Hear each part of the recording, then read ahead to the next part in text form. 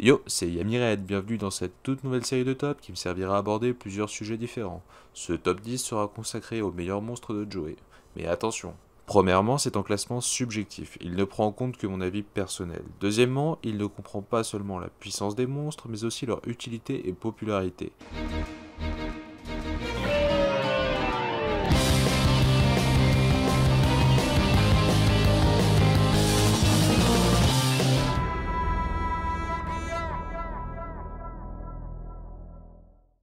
Le pêcheur légendaire. Il gagne cette carte difficilement en battant Mako, et pour lui faire honneur, il l'utilise dans tous ses prochains duels du Battle City.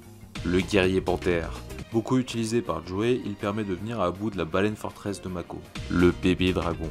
Il assène le coup final à Esparoba, transformé en dragon millénaire, il est utile contre Mai et Bandiken, fusionné avec épée d'alligator, il donne du fil à retordre à Mako. Le chevalier flamboyant.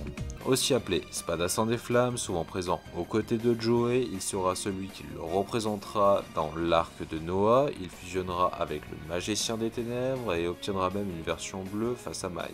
Gerfried, le chevalier de fer. Ce monstre est iconique pour deux raisons. 1. Il permet de déjouer le piège d'Insectoraga car Parasite ne passe pas à travers de son armure.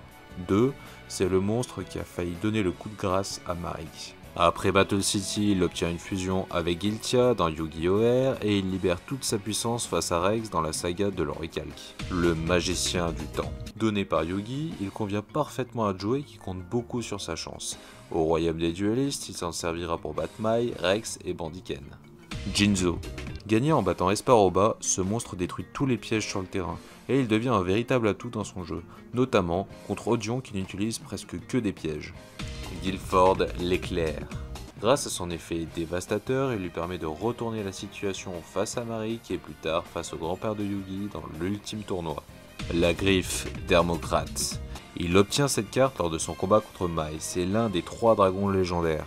Il le fusionne avec le magicien du temps, le dragon noir aux yeux rouges, le soldat roquette et même le gantelet de son adversaire Valon. Le dragon noir aux yeux rouges. Forcément en tête de classement, le plus iconique. Il l'obtient en pariant son magicien du temps contre Rex Raptor. Il surprend et entame les points de vie de Kaiba. Fusionné avec le crâne invoqué, il devient une créature redoutable. Équipé avec Metalmorph, il lui donne la victoire contre Bandiken. Malheureusement, perdu contre les pilleurs de l'ombre et récupéré par Yugi, on ne le voit pas beaucoup dans Battle City. Mais il reste tout de même symbolique, car Joey ne le récupérera qu'une fois avoir battu Yugi. Ce qui explique peut-être pourquoi est-ce qu'il réapparaît ensuite dans la saga de l'Oricalque où il fusionne avec Hermocrate et devient une armure pour Joey. Et voilà, c'est fini pour ce top 10, merci de me donner vos avis en commentaire, notamment sur cette nouvelle série. J'ai également sorti 2 vidéos en parallèle à cette vidéo, dont une sur l'histoire de Joey et l'autre sur l'archétype yeux rouge. Allez, ciao!